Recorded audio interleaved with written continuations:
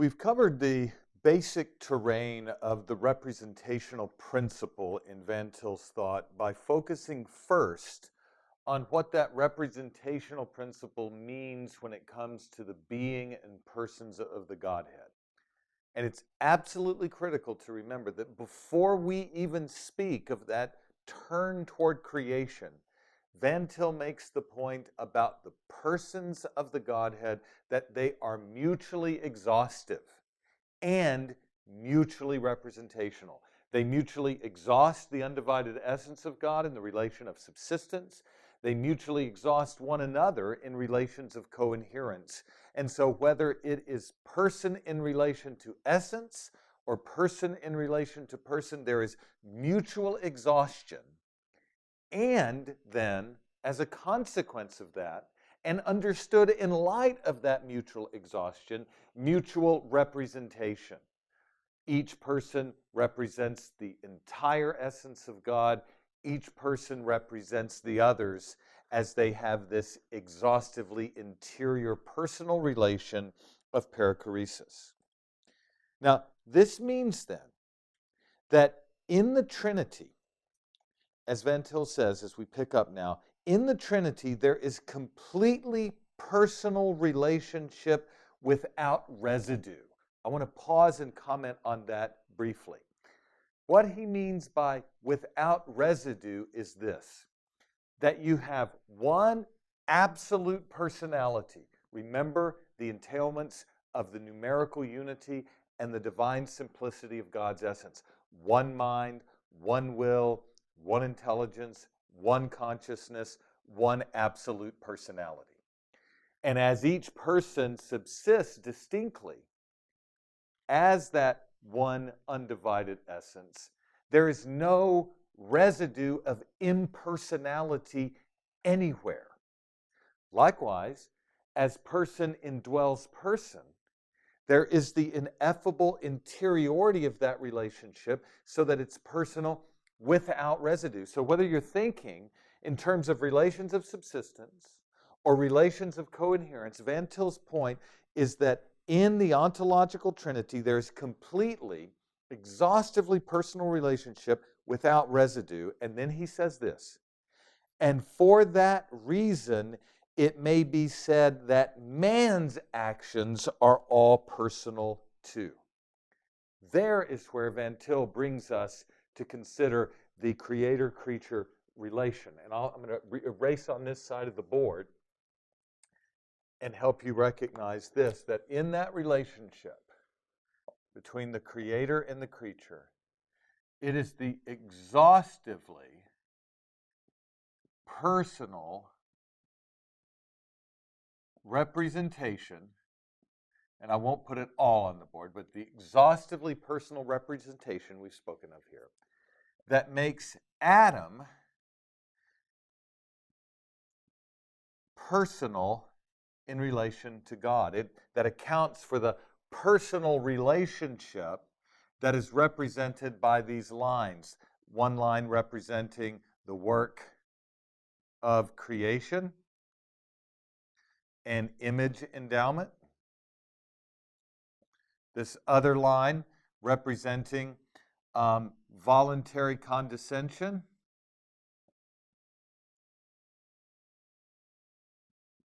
and covenant, the covenant of works prior to the fall, an act of special providence, a work of creation. I'll spell that out more, special providence.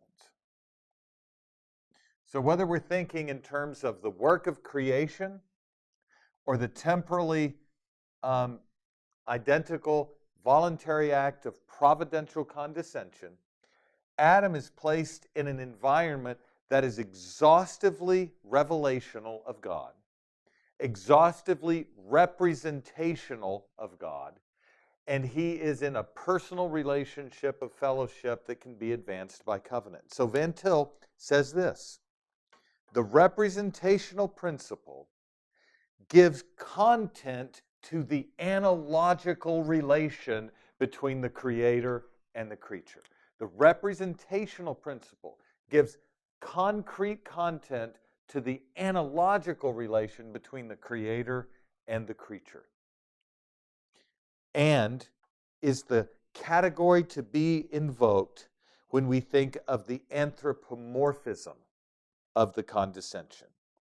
Van Til, as we've said previously, says we must think of ourselves as finite analogs of the fullness of God's being.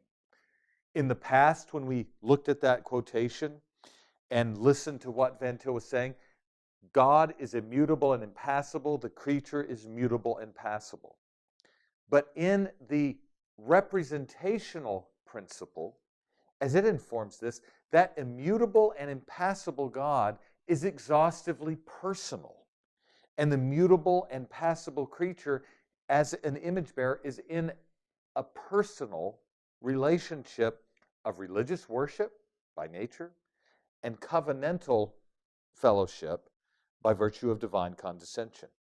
So Van Til's concern is that we begin with the self-contained, eternal, and immutable dynamism of the triune God who is absolute personality.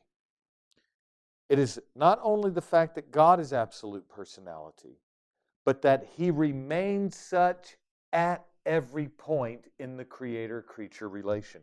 So let us review and relate what we've said in a previous module. God remains immutable and impassible at every point of the creator-creature relation.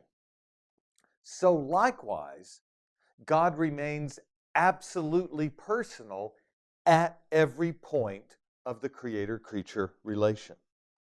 So we can say that in relation to creation, God remains who he is from all eternity, namely, immutably and exhaustively personal, as we've spoken of these relations of subsistence and coinherence. Thus, all manner of activity is ascribed to this God, the immutable, absolute, and absolute personality who is the triune God. The creature's temporal mode of existence is an analog, a finite replica of his self-contained, eternal, personal relations. Creatures in time have personal relation to God in time, and that temporal relation is the finite replica, the created analog of this exhaustively personal triune God who is and remains forever self-contained, immutable, and impassible. Whether we speak of him in himself, the ontological Trinity, or whether we speak of him in his sovereignly willed new relation to creation, the economic aspect of the Trinity, God remains identical with who he is from all eternity. There's no change in that new relation. He's absolute, eternal, dynamic, and tripersonal. So the single sentence way to summarize Van Til's point is that Adam's temporal and mutable personal fellowship with God in the Garden of Eden is a finite replica of the absolute triune personal God in himself from all eternity.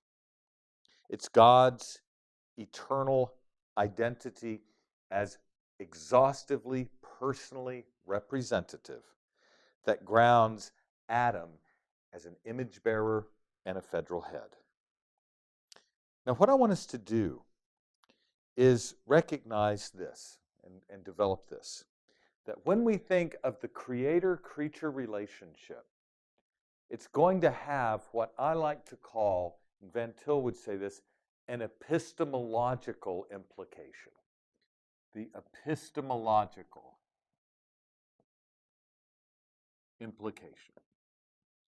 And I want you to notice this too, and this will help you recognize how Van Til relates to Enlightenment thinkers like Kant, who make everything an epistemological issue. Before Van Til speaks of the epistemological implication, he begins with the ontological Trinity as the interpretive concept everywhere. But once this is in place, Van Til presents the representational principle as the development of Calvin's theology of general revelation, and in particular of the Sensus Divinitatis. Van Til's discussion of Calvin's contribution to Christian epistemology in the Survey of Christian Epistemology involves three key areas: the knowledge of God, the doctrine of God, and the doctrine of the Trinity. And the epistemological implication, or the implication for human knowledge, for image bearers' knowledge of God, moves Van Til in the direction of what we will call later a transcendental critique of Western thought. But not to get to that yet. Let's talk about Calvin's view. According to Calvin, and this is what Van Til says the representational principle grounds, creatures or image bearers know God in the same mental act of knowing themselves and the world. When viewed in light of the representational principle, Van Til is going to argue that knowledge of the absolutely personal triune God coincides with creaturely consciousness itself, so that it is impossible for the creature to know anything about self or world without at the same time knowing this absolutely personal triune God, or the triune God who is absolute personality. One of Van Til's main concerns in his discussion of Calvin is the development of what he calls Calvin's personalistic approach to theology. And this should not be confused with either Boston personalism or the personalism that we find in the 20th and 21st century, which is a species of mutualism. Whatever we're going to say about Van Til's development of Calvin's personalist theology, we have to recognize it is anti-mutualist at the core and can no way be confused with the correlativism, mutualism, or personalism of 20th and 21st century theologies that commingle the creator and the creature by either adding created properties to God or God submerging himself into the contingency of history and becoming in a functional way indistinguishable from it. So Van Til says this. Van Til says, quote, Calvin has really made an advance in the direction of a truly Christian theistic epistemology. He says, Calvin's theology furnishes the only completely personalistic interpretation of reality, because the only alternative to this personalistic view is that reality should be completely impersonal. Now, here is what Van Til is driving at. The representational principle and its epistemological implication aims to develop what Calvin called the Sensus Divinitatis, or the Sensus Divinitatis. He says this: Calvin's theology of the Sensus Divinitatis means that man cannot exist and has never existed apart from a sense of deity. This is Calvin's way of saying that man's knowledge of himself and knowledge of God come simultaneously. In other words, Van Til says, Calvin did not think that man could know himself first, following Socrates, and after that, know God. The knowledge of self and the knowledge of God is included in one act of thought. And on this point, Van Til is simply echoing Warfield, who in his exposition of Calvin says this in Augustine and Calvin: the knowledge of God is given in the very same act by which we know self. For when we know self, we must know it as it is, and this means co-knowledge with self of that on which self is dependent, namely God. We know God in knowing self. Put slightly differently, Warfield says for Calvin, the knowledge of God is given in the same act of knowledge by which we know ourselves. Now, this lies at the heart of a reformed epistemology, according to Van Til. As is well known, Calvin argues in the first chapter of the Institutes the following, and I'll quote this. He says, almost the whole of our wisdom, insofar as it ought to be deemed true and solid wisdom, consists in two parts, the knowledge of God and of ourselves.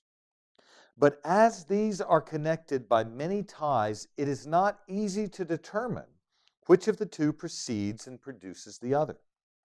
For in the first place, no man can look at himself, but he must immediately turn to the contemplation of God in whom he lives and moves. And he says we cannot obtain a clear and solid knowledge of God without a mutual acquaintance of ourselves. What that means is this. Contrary to a Roman Catholic conception of general revelation, man, let's think of Adam in the garden, did not have simply the capacity to know God as a potentiality that could be actualized through proper function. Instead, knowledge of God is a given in the very act of knowing self. Knowledge of God is not something simply discovered by rational reflection on raw empirical data. Knowledge of God is a datum of revelation itself. Revelation, knowledge of God implanted in man, concreated in man as the image of God by which he has natural religious fellowship with God, and a knowledge of God from the things that are external, that are given to man in the act of knowing anything at all.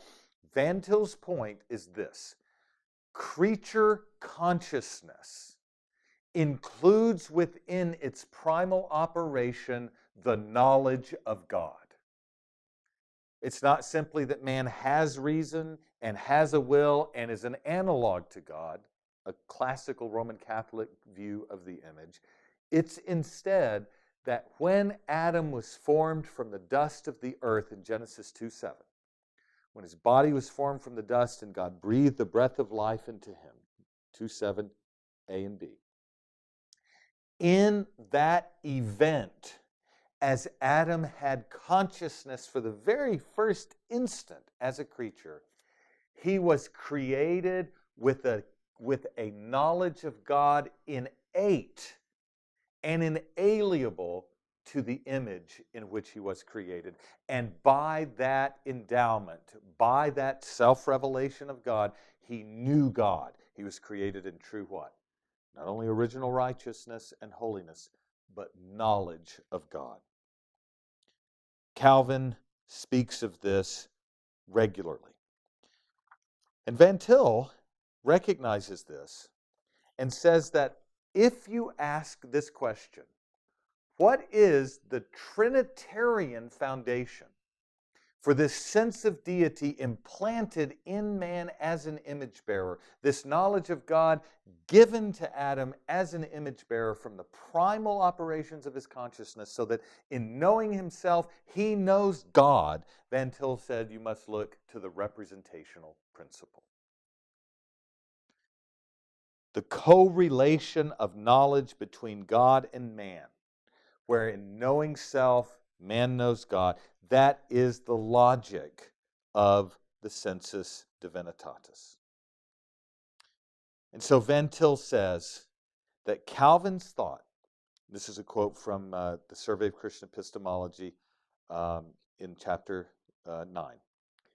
He says, Calvin's thought was concrete in the true sense of the word, because the knowledge of self and the knowledge of God is included in one act of thought.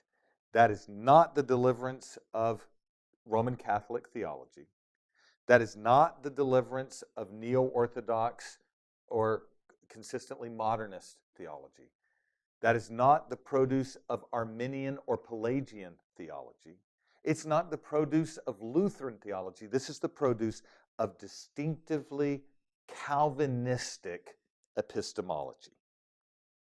And Van Til has in mind, when he speaks of this concrete aspect of Calvin's thought, that there is no aspect of human existence or knowledge that is immune from or excised from a covenantal encounter with the claims of the triune God. He makes himself known to image bearers at every point of their conscious thought. And so, given Calvin's theological assessment of this relationship, Van Til makes it explicit that he is supplying, in his own mind, a distinctive Trinitarian foundation so that Calvin's theology here of Adam and the Sensus Divinitatis might come to its full fruition. Van Til says, speaking of Calvin, every man has a sense of deity within him. Men have in their own persons a factory where the innumerable operations of God are carried on. And Van Til says, this is revelation within man. Therefore, Van Til, focusing on this fact, argues that if you're looking for the foundation for God being represented, made known to man at every point of creation externally and creation internally, you need to have a representational principle in place. Here's what Van Til says. I'm going to give you just a few quotes where he parses this out and expands this theology of the Sensus Divinitatis squarely in light of the representational principle. He says, knowledge of God is in man by virtue of his creation as the image of God. This may be called innate knowledge. But as such, it must be distinguished from the innate ideas of idealist philosophy. For the innate knowledge that Calvin thinks of is based upon the idea of man's creation as the image of God. And as such, it is correlative to the idea of revelation to man mediated through the facts of his environment also created by God. No idealist can affirm this. He's not even interested in this. Regarding Calvin's formulation, again, Van Til says, Calvin simply followed St. Paul in the idea that God has never left himself without a witness to man. He witnessed to them through every fact of the universe from the beginning of time. No rational creature can escape this witness.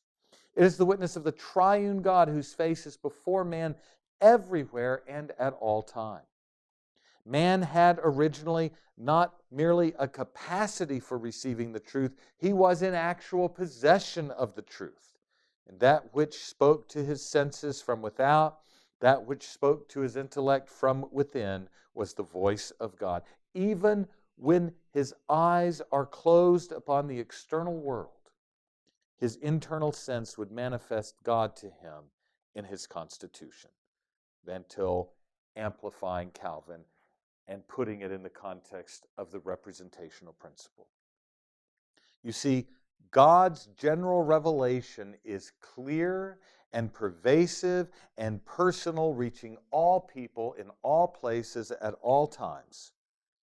And so, Van Til says, as image bearer, man is confronted with God, addressed by God, exists in the relationship of covenantal interaction. He is a covenant being. To not know God, he would have to destroy himself, and he cannot do this.